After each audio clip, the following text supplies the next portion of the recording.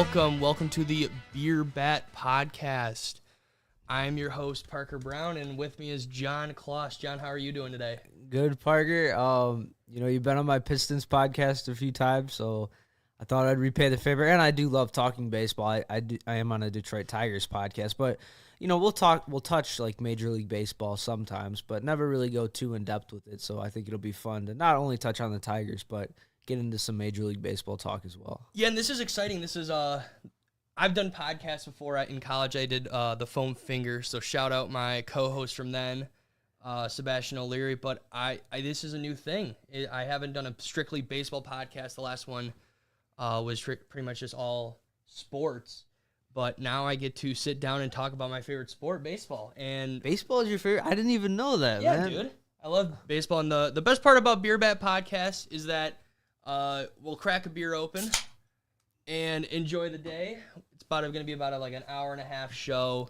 We'll start the show talking about some Tigers and then go in the second half an hour talking some grander MLB stuff. We've had some really crazy stuff happen this upcoming week, or not this upcoming week because the week. Anyways, we've had some crazy stuff specifically happen this week. Perfect game. Oh, yeah. Torkelson hitting 2 home runs today. Tigers tying the series with the Rangers. I mean, we've had great stuff to talk about. I mean, even last week, Freddie Freeman hitting 2,000 hits. Crazy stuff. But so first segment, we're going to be talking about Tigers. Second, just grander baseball. Third segment is going to be kind of a more fun. The point of Beer Bat is that I sit down every week and try a new beer. This week is the College Classic, Busch Light. Everybody knows back at my alma mater, Olivet College, that Busch Light is king. But I hate beer. Yeah, dude. I don't like beer. Hey, man. At least one of us got to do it. We can't just call it the Beer Bag Podcast and not have anything on it. But, I got you. But let's get right into it. I mean, right at the top of our rundown, we're talking about the Tigers and how many games they're out right now. I believe there are 7 games out right now from the division. Correct me if I'm wrong. 4 games out. 4 games now. I didn't do I should have done my research about that today. But do you think the Tigers have a chance today or not today, but this season to get the division? Yes, I'd say they have a chance. I'd say that's fair, only being 4 games out. I'll be honest, do I want them to win the division? I mean, sure, it would be cool to get a playoff game. I mean, they get 3 home playoff games if they win the AL Central Division. They get treated like the 3 seed.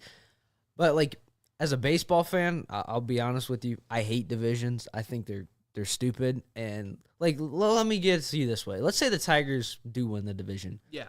Are the Detroit Tigers the 3rd best team in the American League? No. Well, by no means. If they win the division, technically they have they're the 3rd best team because they're the 3rd seed in the playoffs. So if it was up to me, I'd just get rid of divisions and take the 6 best teams.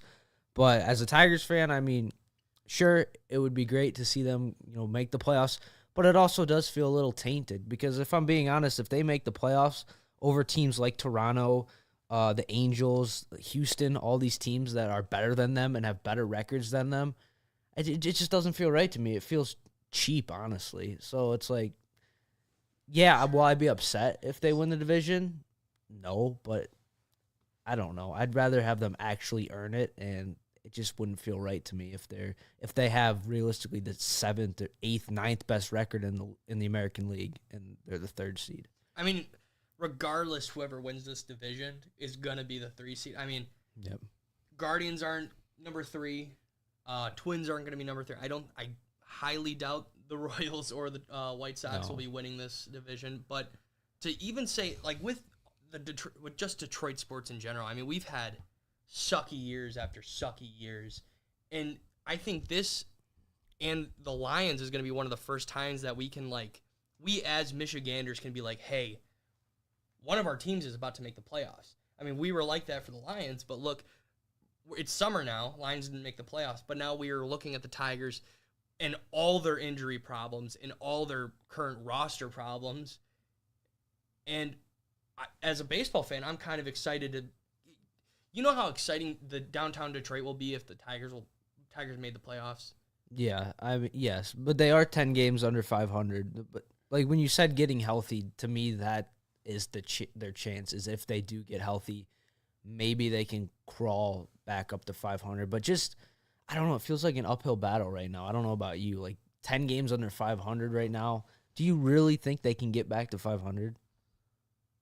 I mean, 10 games, and we haven't even hit the middle of the season. Yeah. Am I wrong? So there is, the thing is, we need to have Riley Green back, all of our pitching core. I mean, we just had another guy go down today. Yeah, Reese Olson. So we have to get a lot of our stars back before we even think about it. But I think this opportunity that we've had for the Tigers is showing that more guys are stepping up to the plate. Torkelson, specifically, who we're going to talk about a little bit later in the show, has really stepped it up. I mean, everybody I heard a lot of people already considering him a bust. Yes, I mean, to be fair, though, he's still an under league average hitter, if we're being honest. And Totally. I'm not disagreeing with that.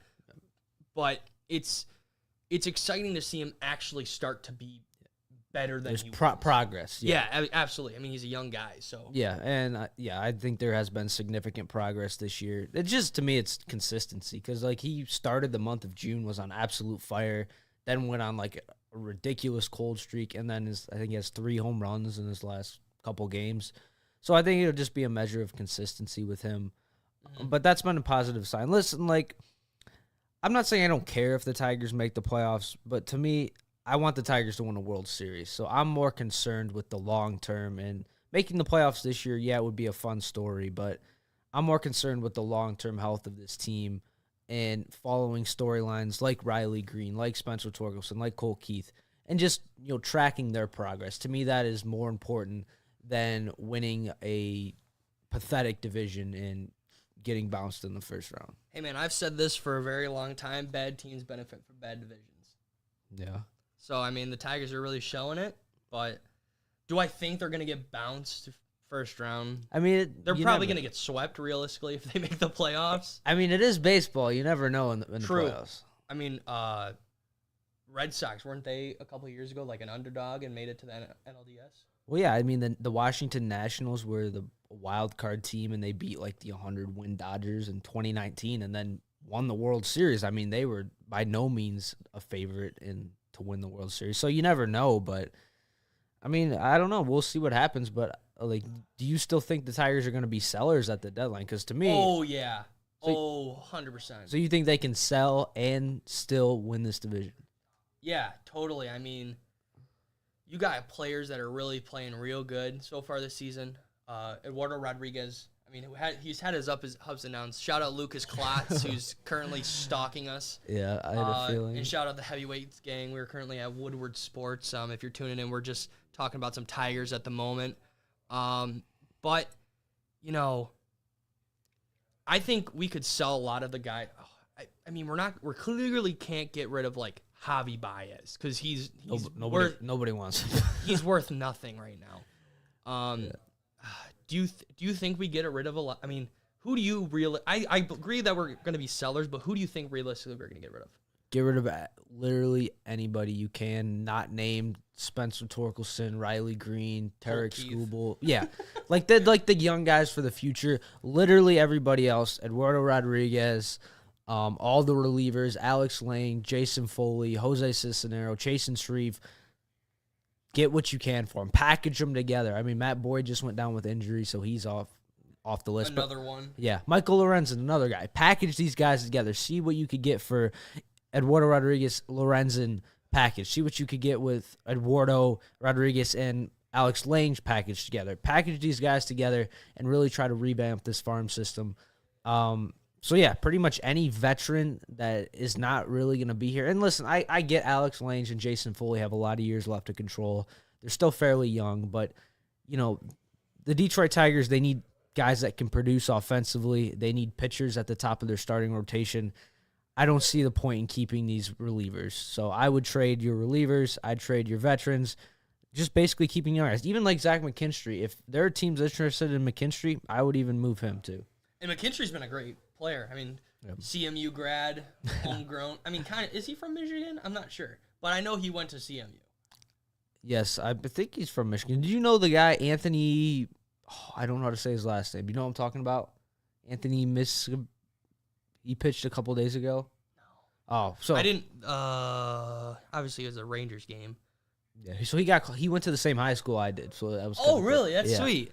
But yeah. I don't got a lot of people from my high school. Yeah, he didn't pitch that good, but hopefully he'll be back up, and we'll all be rooting for him. I know Bo Brisky's coming back pretty soon. Yes, that'd be important. Scooble, they just got Manning back. Manning looked pretty solid. That was good Matt to Manning, see. I heard played really good.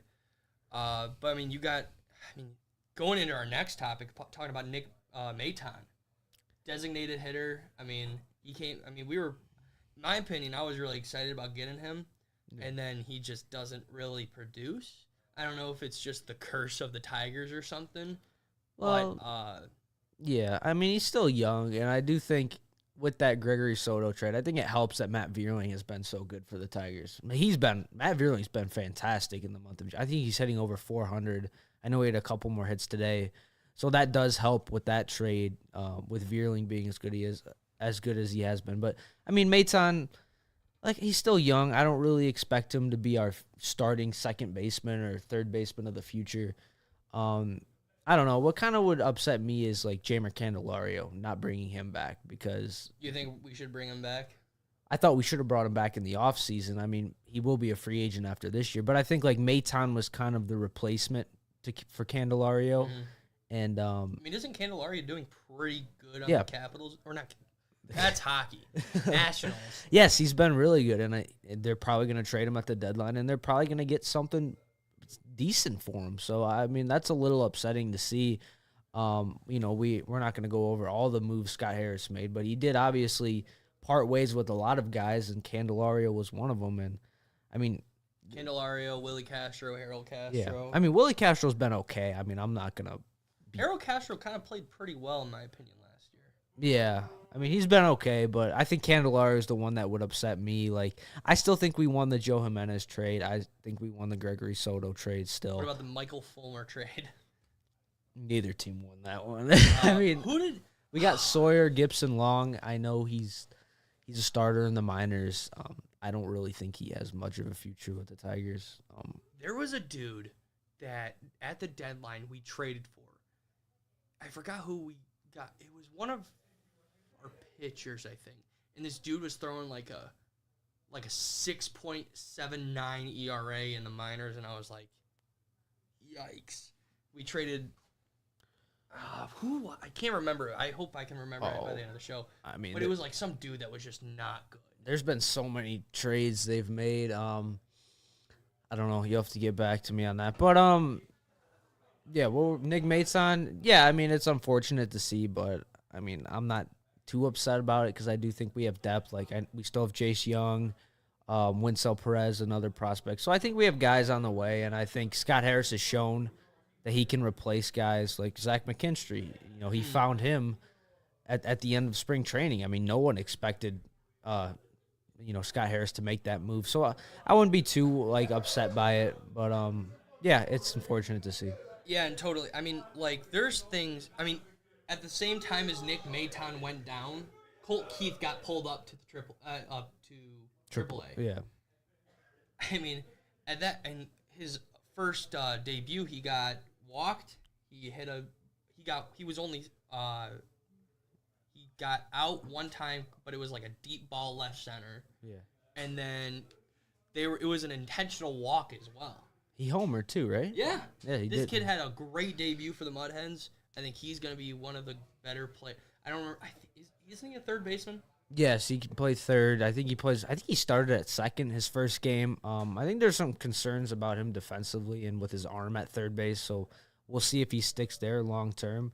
But yeah, I mean, it was good to see. You know, I know a lot of Tigers fans are going to want him up.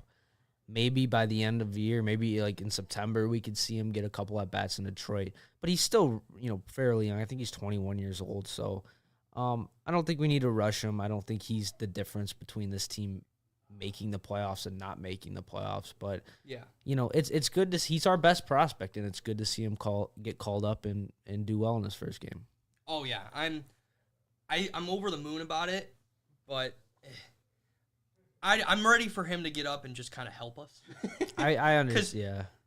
I mean, first debut. I mean, we've already. I mean, I don't want to reiterate, but going into the next topic, someone on Twitter said that Colt Keith and Jahen Malloy, am I saying his Justin name? Henry Malloy. Yeah, will never get a chance as a Tiger because they're too loaded on third. What do you feel about that? What is that even? They're too loaded. Too loaded. I'll show you the tweet right here. So, Colt Keith and Malloy have been selected as the 2023 Futures game. Yeah. Some guy named Johnny Maka said, it's too bad the Tigers lineup is loaded. I highly disagree with that. Yeah. Specifically third base. They may never get a chance in the majors. Well, I would say not all Twitter opinions are created equally. No.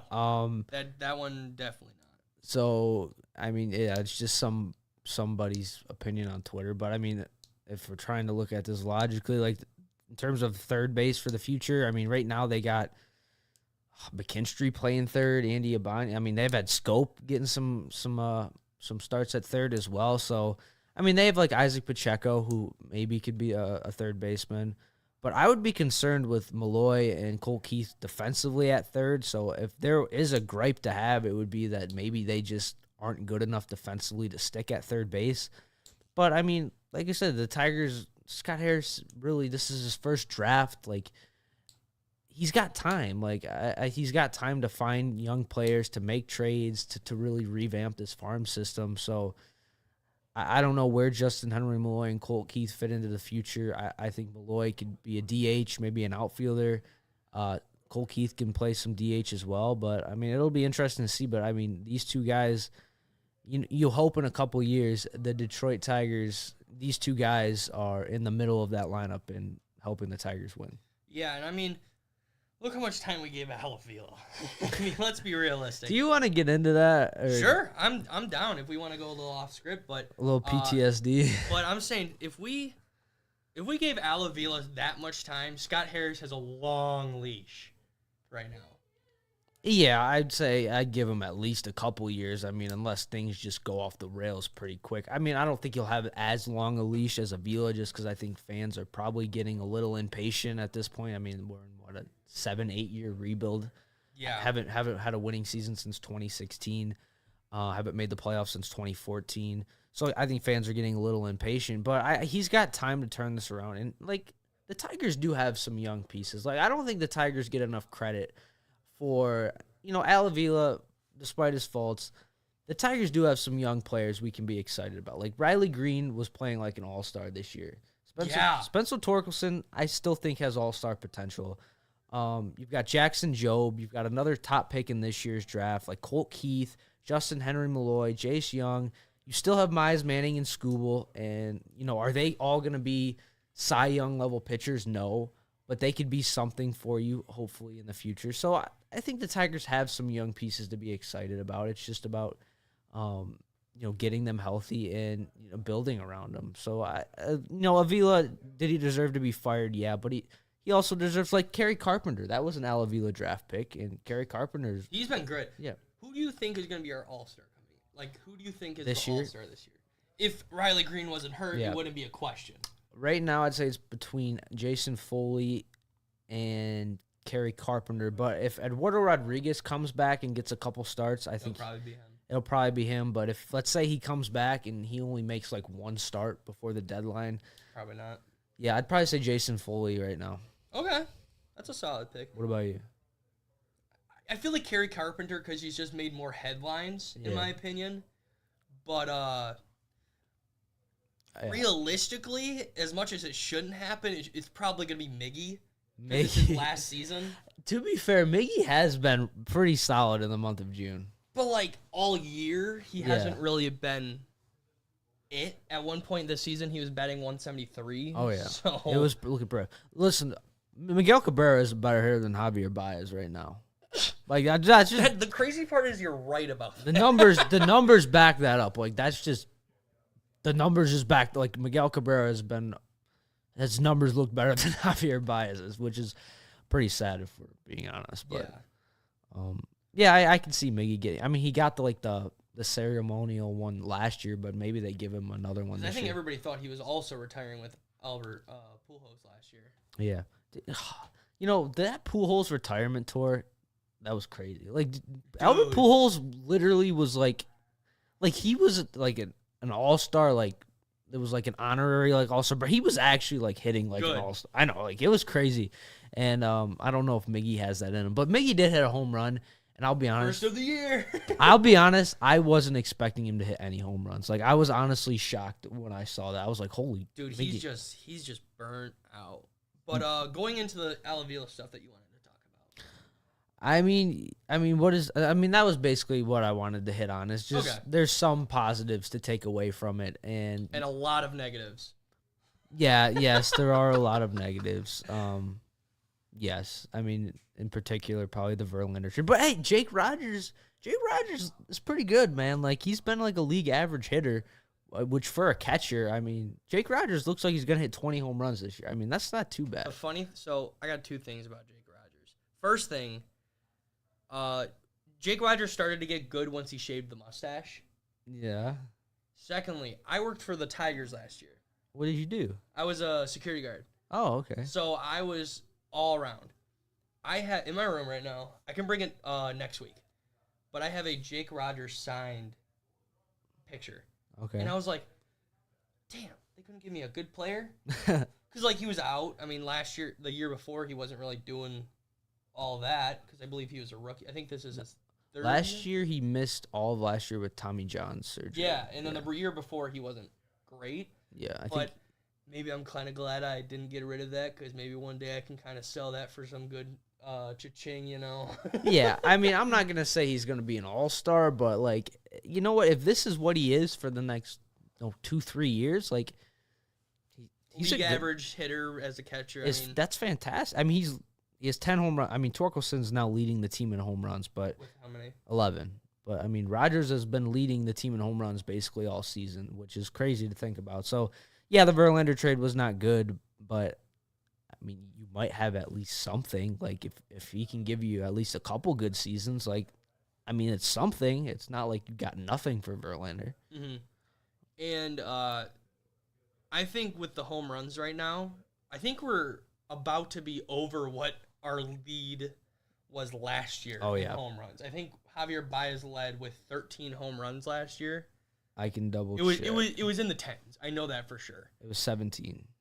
So, yeah. So, I have a feeling I bet you Torkelson can get 17 home runs this year. Oh, yeah, he's already got 11. I think he'll be in, like, the mid-20s, if I'm being honest. Hey, anything's better than what we had last year.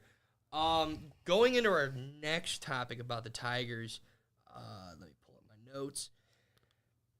The Tigers roster right now, I mean, especially with, like, their injuries, and, I mean, we have a good chunk of the team that's out right now. Mm-hmm. Matt Boyd just went out, and now he's going under for Tommy John surgery. Yeah. We mentioned Brew Brisky, Riley Green, Reese Olson, a lot of our pitching. Eduardo Rodriguez. I mean, Austin Meadows is technically still on the IL. Mm-hmm. I'm missing. Akil Baddoo, I believe, is also injured. Yeah. Our team is beat down. Yeah. Like, Riley Green was kind of the start of everything just kind of, like, tumbling down. Yeah, it was like a domino effect of it. All right. But the thing with Riley Green is, like, he got injured because he plays hard. And I remember talking about this on Armani and Edwards. They were like, oh, is Riley Green injury prone? I'm like, no. And me and Ryan Armani were like, no. He just plays hard and wants to get the ball at any chance in the outfield. Mm-hmm. I mean, we've seen this dude. He slides over his sunglasses and doesn't care. I mean, that's gotta hurt. Like, no way that just feels fine. Yeah, I mean, he runs into walls. Yeah, you want a guy like that. You want someone who cares.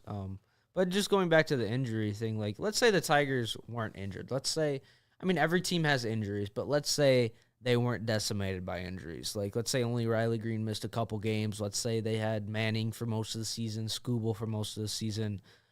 Like, realistically, if this team had a very limited amount of injuries, what do you think their record looks like? Like, how much different are they 5 games under 500? Are they 500? Are they above 500? Like, what do you think that looks I bet like? you they're at 500. I bet you we're leading the division right now. If none of those players that we have with that, like, if Riley Green wasn't injured right now, we'd be leading the division. Okay. I feel like that's a fair statement. Yeah, I can see it. I don't think the Twins are really that good. Who do you think's winning the AL Central Division? I want to say Tigers, but I feel like the Guardians will. Yes, I'd probably say the Guardians too. But then there's the rumors of them trading Shane Bieber, but I don't know. The Tigers. I mean, I don't maybe, but I think I wouldn't mind it.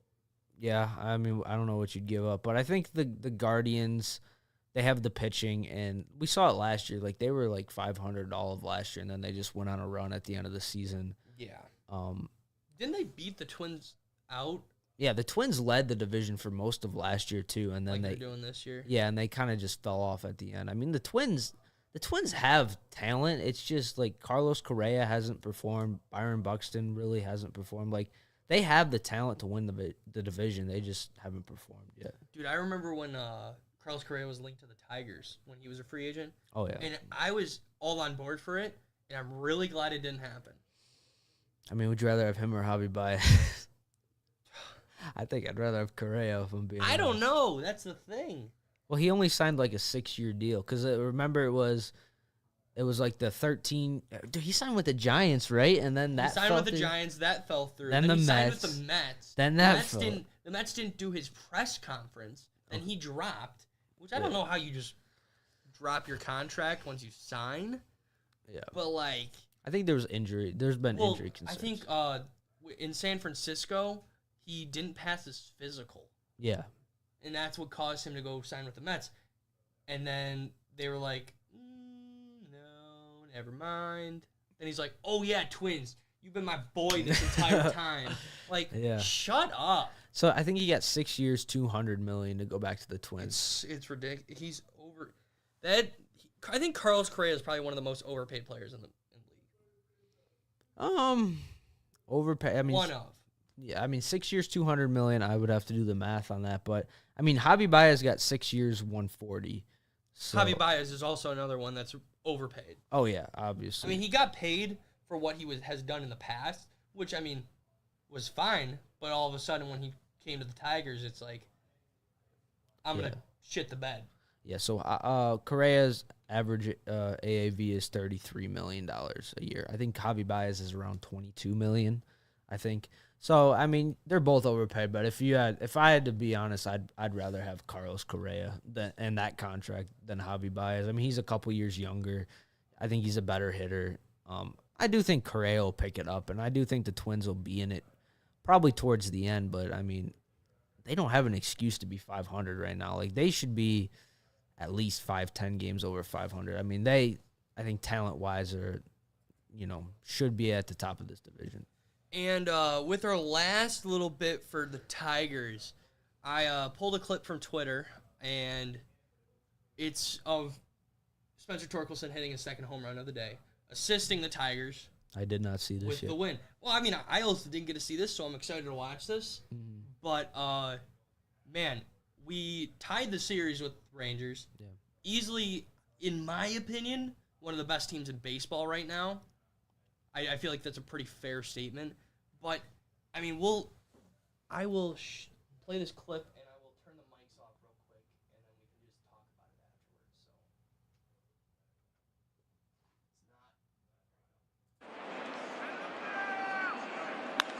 Down the left field line, on a rope, and gone!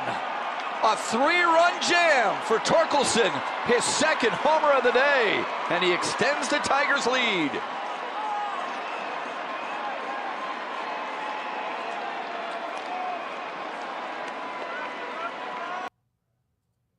And with that, I mean, it was practically in the same spot that he hit it earlier today. I mean, it was off the pole, and then pretty similar to the one he hit the day before, right? Or I thought the one he hit off the pole was today. Yeah, he had 2 today, and I think he had 1 yesterday.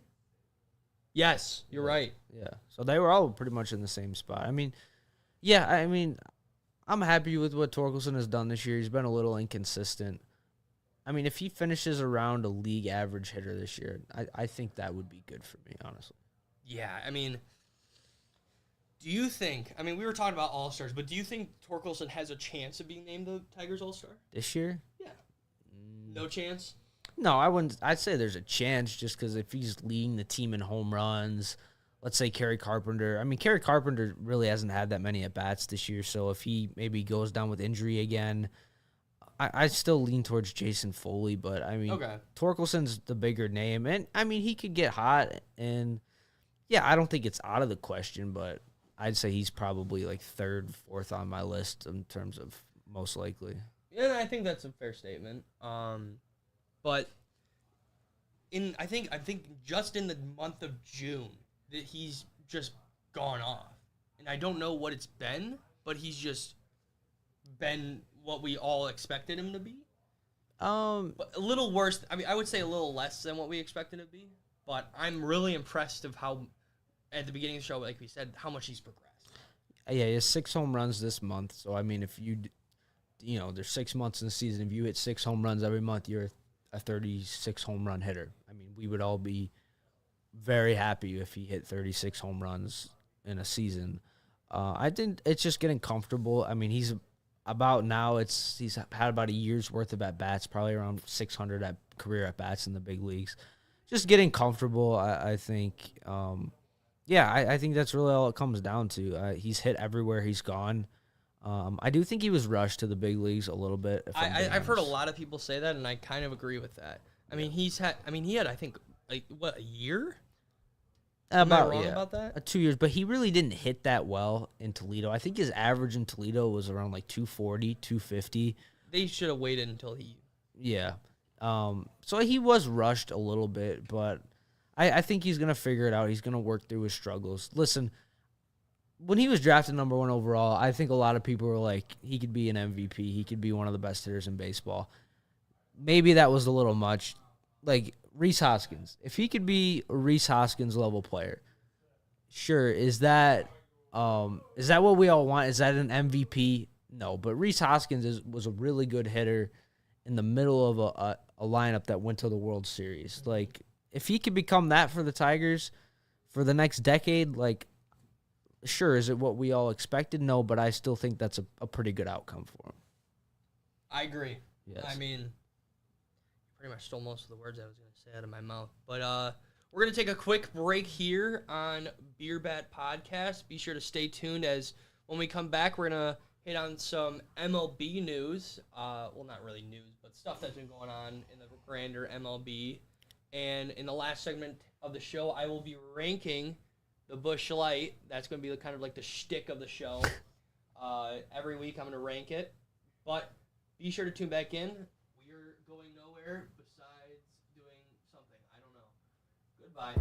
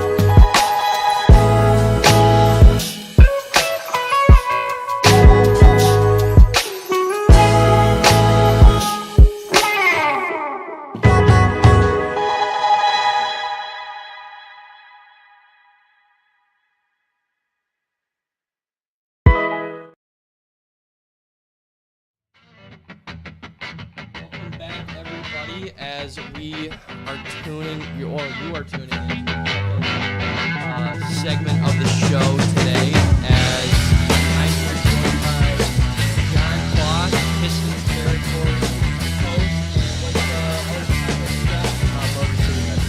Motor City Metrics. So definitely go check his stuff out. I'm your, I guess, co-host. You could be the host. Host. All right.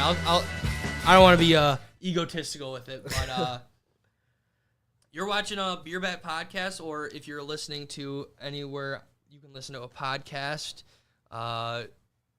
This is the first episode, first half hour.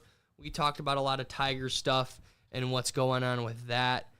We talked about Spencer Torkelson, the All-Star game, how far we are truly out from the division and actually making the playoffs. But this segment, we're going to be talking a little bit more MLB stuff. First, I believe we were talking about Freddie Freeman, if I'm correct. Yeah, Freddie Freeman, 2,000 hits. And my first question is, Freddie Freeman, does he get 3,000 hits? But I was about to say the same thing. Dude, we're on the same wavelength right now. But I'll show you the video real quick, and we can come right back. Freddie Freeman hits this one to right, fairly deep, and it's over the head of Tucker. Freddie Freeman to second, bet scores, and welcome to the 2,000 hit club, Freddie Freeman.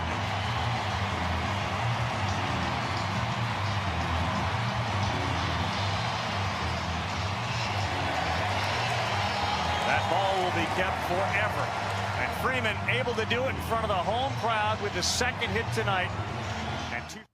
And we kind of alluded to it before we showed the video, but 2,000 hits is nothing easy to do in baseball. Nothing easy. No.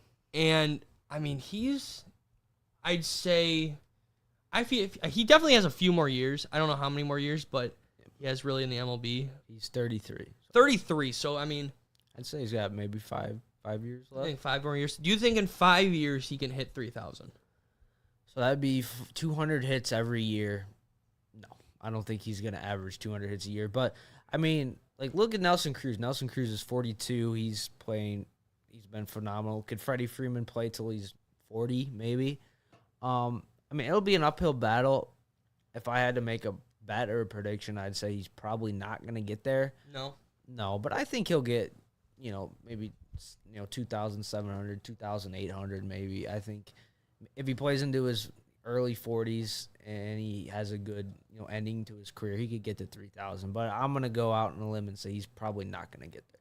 And that's unfortunate because Freddie Freeman is definitely one of the he's one of the more recognizable players, I'd say, in the MLB right now. He's done everything there is to do. He won a World Series with the team that drafted him. And was MVP of that. He won MVP in 2020. I mean, he's done it all. Now it's just kind of adding to that legacy, and 3,000 hits would be great.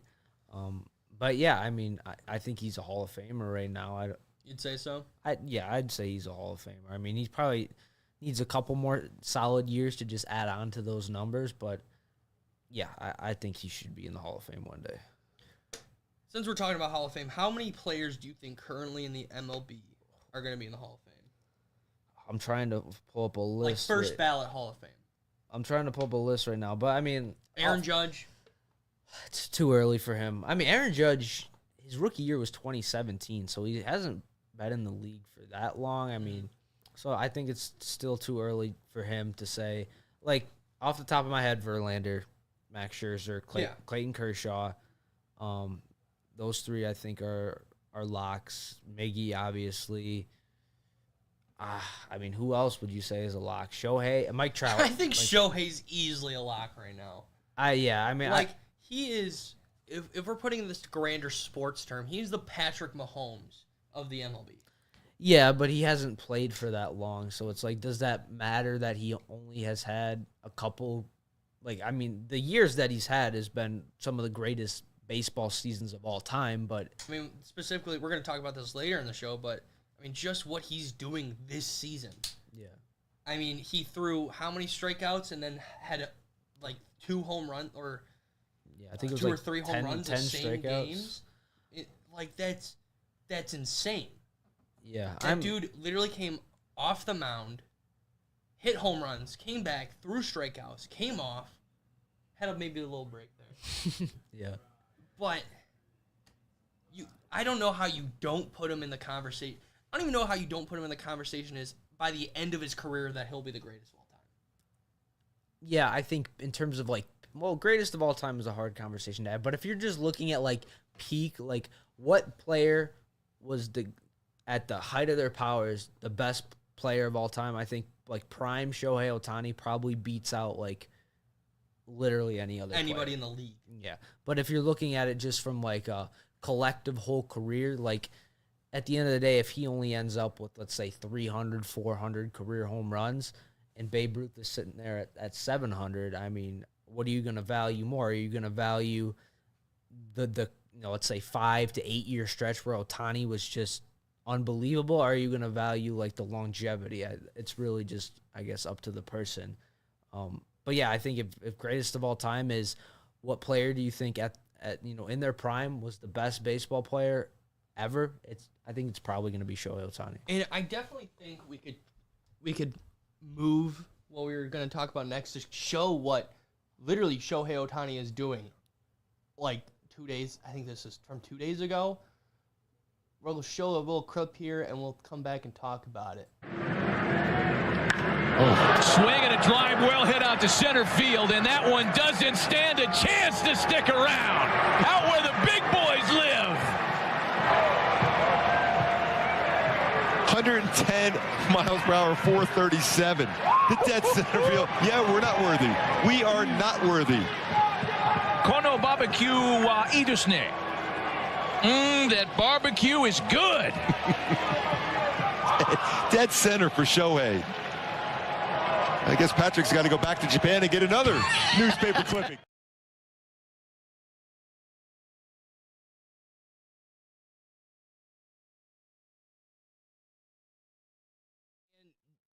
I had showed that little funny clip of him not having the time to give all his teammates a high five.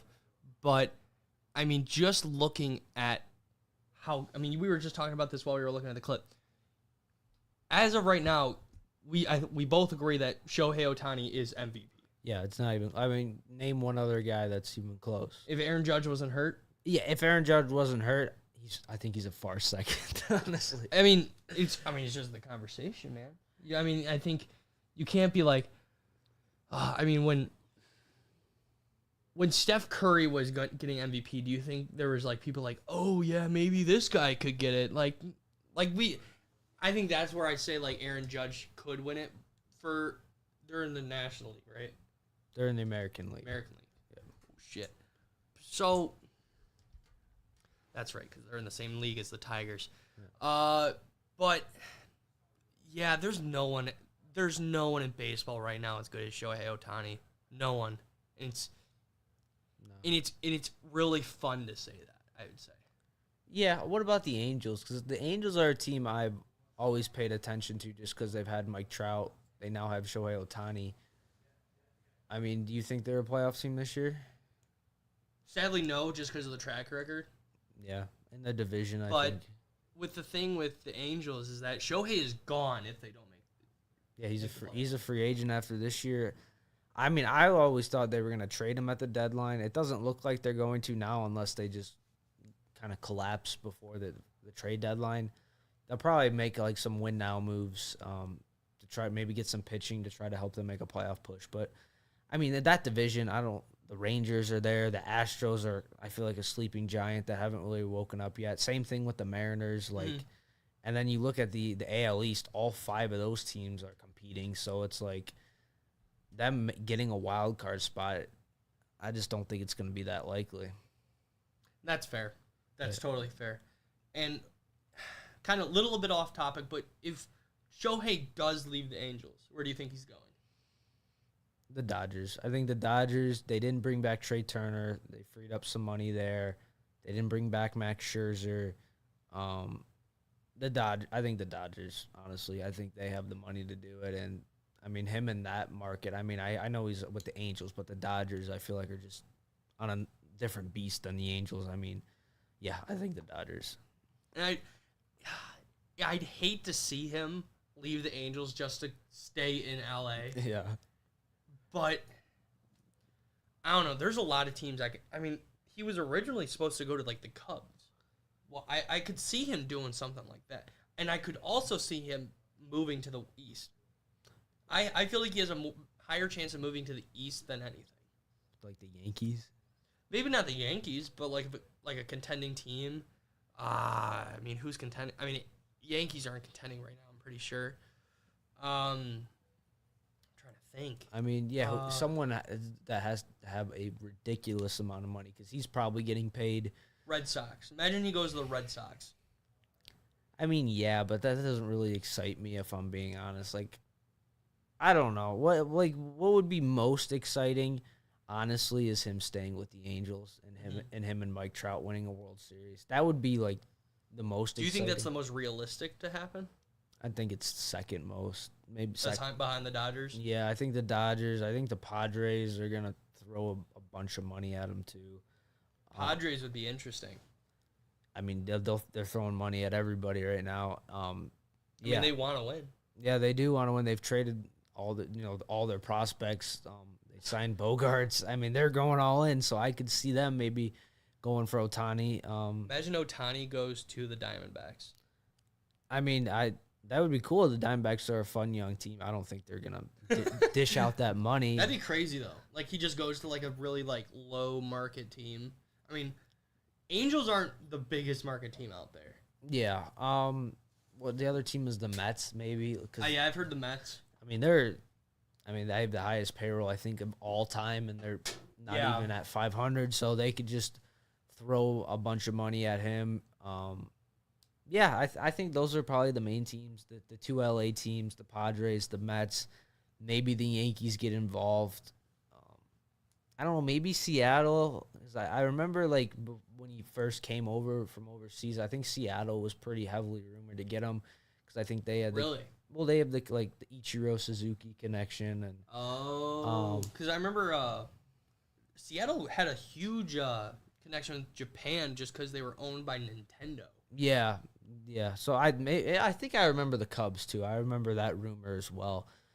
But yeah, I think he's just gonna whatever team can dish out the most money. And if we're being honest, the Dodgers, Yankees, Padres. So while it would be fun to see him go to like the Diamondbacks or the Mariners or like, some team. Dude, if he goes to the Mariners and teams up with Julio Rodriguez, that's a team. Yeah, they need him, honestly, right now because the Mariners have been pretty disappointing. But, yeah, I would be pretty shocked if he's not in L.A. next year, either with the Dodgers or the Angels. So going into our next topic, I pulled this clip, another one of these clips off of Twitter, and it's just the Atlanta Braves. The tweet said that they were playing on rookie mode on MLB The Show. Yeah. I'll play this real quick, and it's just I remember watching this, and I was like, what is actually going on here? And there's no way this is real. So I'll show this clip real quick, and we'll come right back. It's not been the case for them here tonight. The Braves have 5 round trippers. Ozzie diving stop. Oh, my. Oh, that's beautiful. That's beautiful.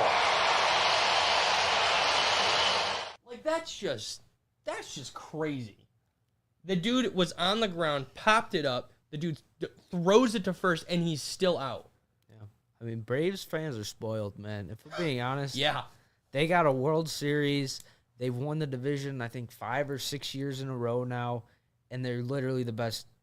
I think they're the best team in baseball, honestly. I know they have the second best record-wise behind the Tampa Bay Rays, but... You think they're better than the Rangers? Yeah, definitely. I think their offense, I mean, the Rangers deserve a lot of credit. I was a doubter of the Rangers. I thought the Rangers were going to be really similar to the Tigers. I just didn't really believe in their pitching. I didn't believe in their offense either, but, I mean, their offense has been great. And even with Jacob deGrom getting injured, their pitching is still held up. But, yeah, I think the Braves, like, if we're being honest, like, the Braves, like, second or third worst hitter in their lineup would probably be, like, the Tigers, like, arguably the Tigers' best hitter. Like, that's how deep their lineup is. And, like, Acuna is the National League MVP right now. You've got Olsen, you've got Sean Murphy, Ozzy Albies, like Eddie Rosario, Travis Darno. Like, their offense is just loaded, and it's gotten to the point now with them. It's just World Series or bust pretty much for the next couple years at least. I don't see them going anywhere. So this is not the MLB, but it does relate to the MLB because this team has the number one prospect of the draft coming up. LSU wins the College World Series in an absolute smoke show of a Game 3. I believe it was 17-3 at the end of the game against Florida. And, yeah, and Dylan Cruz kind of cemented himself to be the best player in college baseball. I mean, just some fun news to talk about. But before we go into our last break, we're going to talk about the perfect game that happened the 24th. Is that correct? It's the 24th, I believe. 24th. MLB history? Well, technically the 25th. If you really think about it, it's the 25th. Yeah, it is. Dude, I'll be honest. I didn't find out about this till a couple hours ago. Really? I had no idea this happened. Naz was getting on my butt because I didn't watch the game. I did, and you want to know what I told him? I said I don't give a crap about the Yankees. That's why I didn't watch against the Oakland. Like, seriously. I mean, if any team was gonna have a perfect game hit on them, it was gonna be the Oakland A's. Oakland is 21-61 right now. Yeah. So I'm gonna show a really quick clip of this, and we will come right back to talk a little bit more about this before the break. When one guy slumps. Hit hard on the backhand. Rizzo to stop the flip, and Germans is there. Mark that one down. Anthony Rizzo makes it 14 up, 14 down thus far. Well, this is that changeup. It caught too much of the plate, but outstanding job. Well, look at this effort by Anthony Rizzo going to his left. That wasn't even the game ender right there. That was just Anthony Rizzo playing really good. I mean, a perfect game doesn't happen just because of one pitcher. It happens because the entire team. That means you don't give up a walk. That's a pitcher's job. You don't give a hit. That's the pitcher's job, and and everybody outside the pitcher. Errors. Yeah, no errors. And he threw all 9 innings and 9 Ks in that game. 99 pitches. And I believe the last time this happened was in 2015. I don't remember. I remember reading something about it that was like it's been a pretty long time since the last one. So there's I feel like with no hitters, like no hitters are cool, but they're not really like rare anymore, for being honest. Like, there's been so many no hitters. There's been so many combined no hitters. Like, but perfect games, like I can't even think of any. Like, I think Mark Burley is the only perfect game I can really think of. Like, these are pretty rare to see. It was just random, honestly. Like, Domingo Germans is like a guy who's been in and out of the Yankees rotation. He's probably only in the rotation just because, like, Carlos Rodon and Frankie Montas are hurt. So it's a fun story to see. I mean, the Athletics they're not good, but I mean, it was good for the Yankees, good for him, and yeah, I just found out about it. And we were talking about this on Armani and Edwards Day. The people that get the perfect games and the no-hitters typically aren't people that are like a Yu Darvish or like a Shohei Ohtani. It's like the guys that haven't really been good all season, and they have that one game, and then they never play another game of baseball. Yeah. Well, I mean, Domingo Germans is a decent pitcher. Like, I think he's like a back-end starter on a playoff team, but by no means is he one of the best pitchers in baseball. True. But yeah, like Verlander never got a perfect game. He had Scherzer never did. I don't think Kershaw did. Nope. They all got no hitters. I remember Kershaw last year almost had a perfect game. It was either a perfect game or a no hitter. I can't remember. Yeah.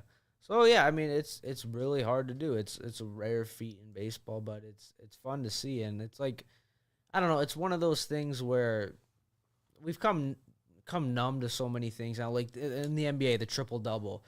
Like, nobody cares if you. I mean, like, let's say like Killian Hayes gets a triple double. Like, some people will be like, oh wow, Killian got a triple double. But for the most part, like, Jokic gets a triple double, Giannis gets a triple double. Like, nobody really cares anymore.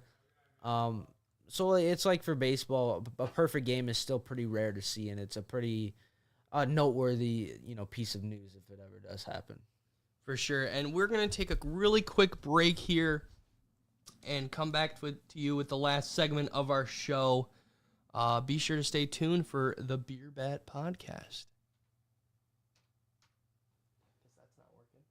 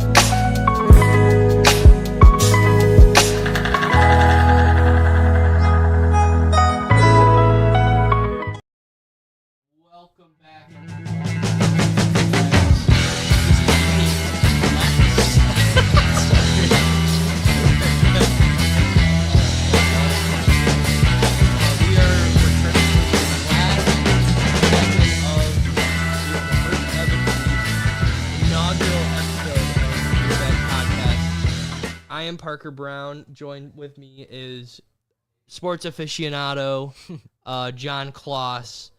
John, how you enjoying the show today? It's fun, man. I'm excited. I honestly enjoyed the baseball talk more than the Tigers talk, just because I talk and watch and listen about the Tigers so much. I still pay attention to baseball, but really haven't had the opportunity to really dive in deep to it. So it was fun to talk about just what's going on in the league as a whole. Yeah, totally. But I told you this at break, and I really wanted to show you this clip right here. I'll start it right here. And, dude, this pitch is just... Swing and a miss. Like, how do you read that? It's the Tampa Bay Rays, man. They get pitchers, and they just turn them into different beasts, I guess. I just don't... I'm going to play it again, because I just don't understand how you just... How does it so hard? That pause. But that's just insane. I mean, that just goes to show you how the Rays season is going so far. But getting into our second to last topic of the show, just so we can wrap this up and say our farewells. What is your favorite uniform in the, or what do you think is the best uniform in the MLB? I'll be honest, I don't really care. Not trying to be like mean or anything, but I just don't really pay attention to that stuff. But if I had to pick like one, don't the Diamondbacks had like a light blue one or something? Yeah, they had like that like the lime kind of color with like the purple and blue. Yeah, with the mountain on it. Or teal, I think.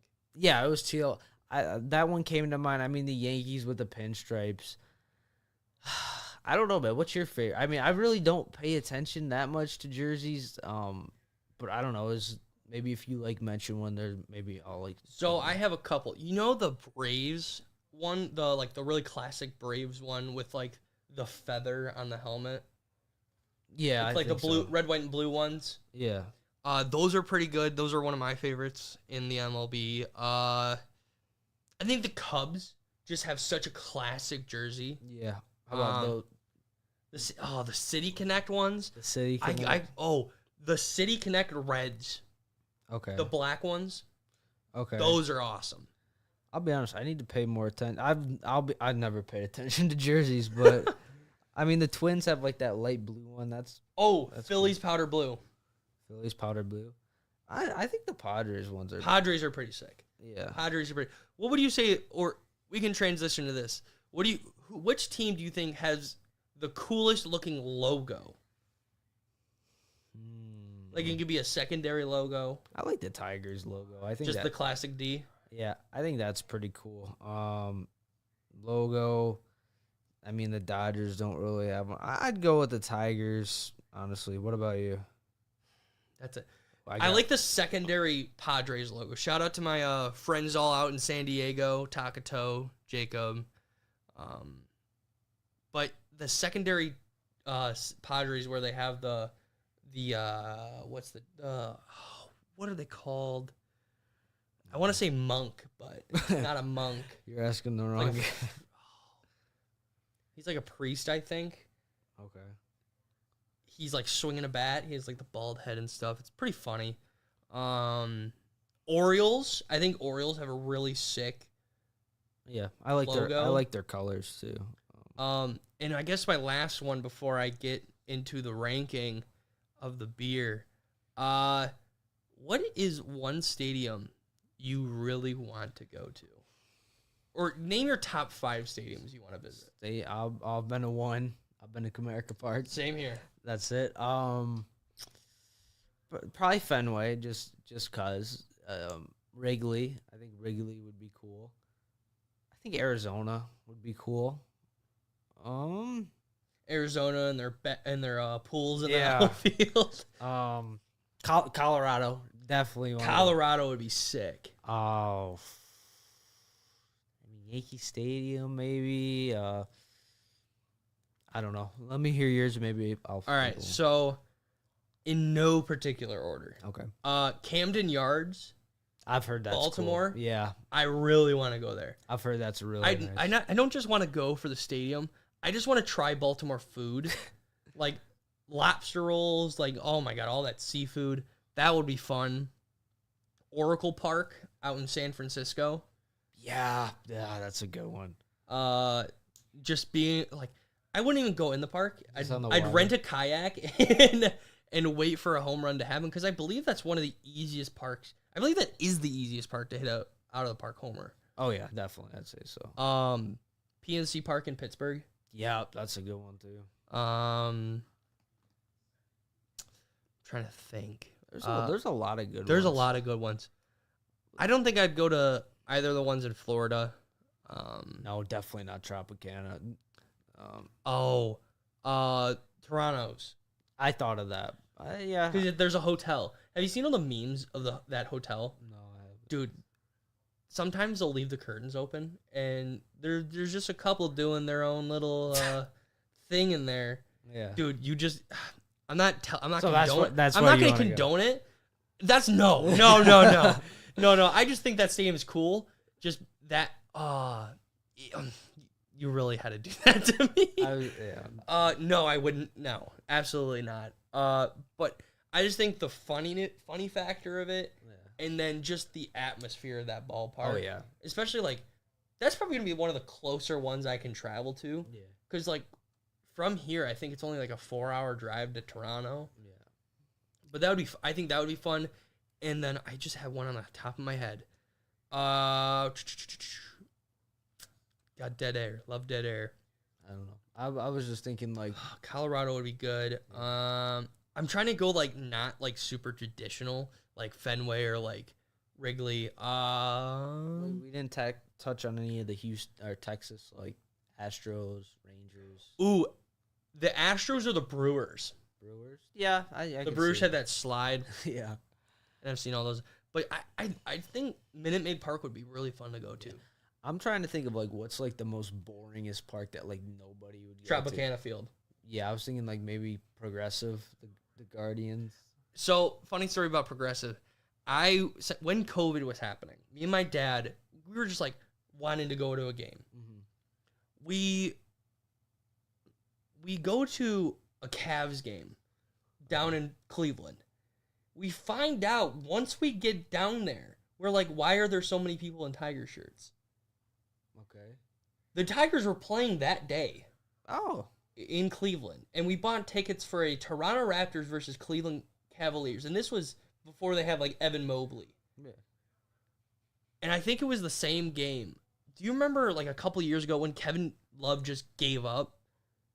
Like, he just didn't care to inbound the ball? It sounds familiar, and I don't know the exact And it was like an name. instant turnover. Yeah, okay. That was the game I went to. Yeah. Kevin Love just didn't care. And my dad goes, did this dude really just turn over the ball? I'm sorry, we're not talking about baseball, but this is just kind of part of the story. Yeah. So we get out. Me and my dad have a hotel, or no, the stadium was right across the street from the Guardians game. We go across the street. The gates are open. No security guards. We walk in. Really? So technically, I've been to Progressive Field, but I wouldn't consider it because I was there for maybe 3 minutes. Okay. It's not very... That's definitely one of the parks that are kind of boring. I was thinking, like, we never mentioned the Nationals.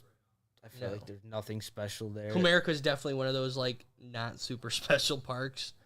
See, what made it special was it was so big, but now that they moved in the fences, it's like...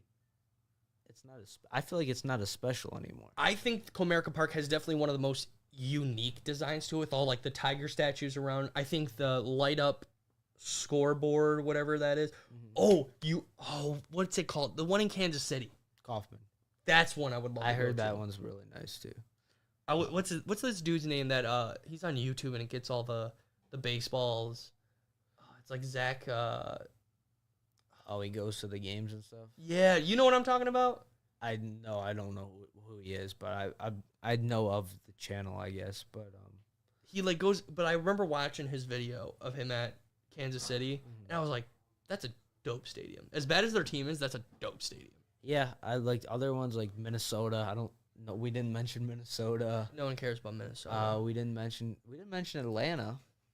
I don't know about Atlanta. Ooh, that's a good one. Yeah. That's a real good one.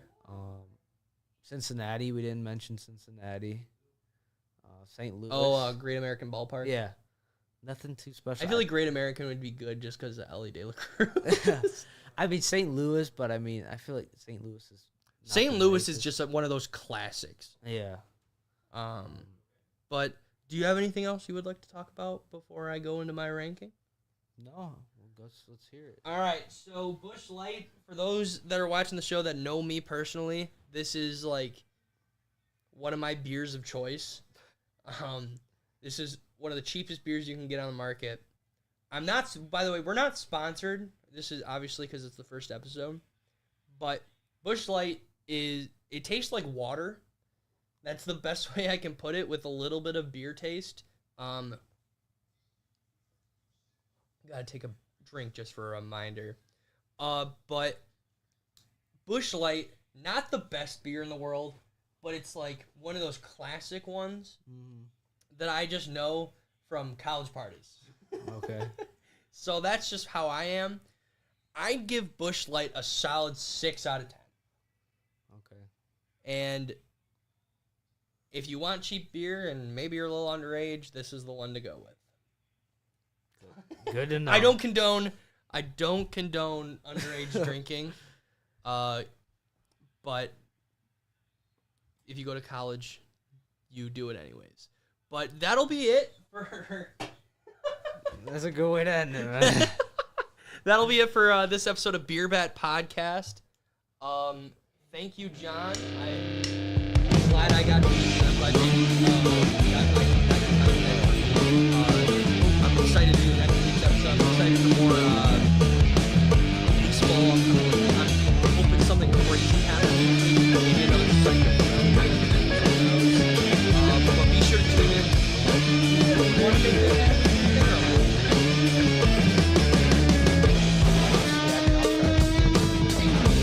Yeah, I'll be here. We'll see what happens.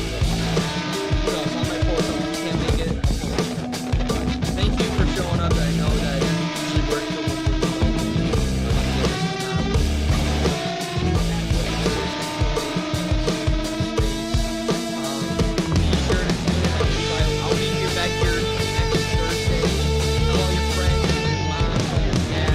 Great.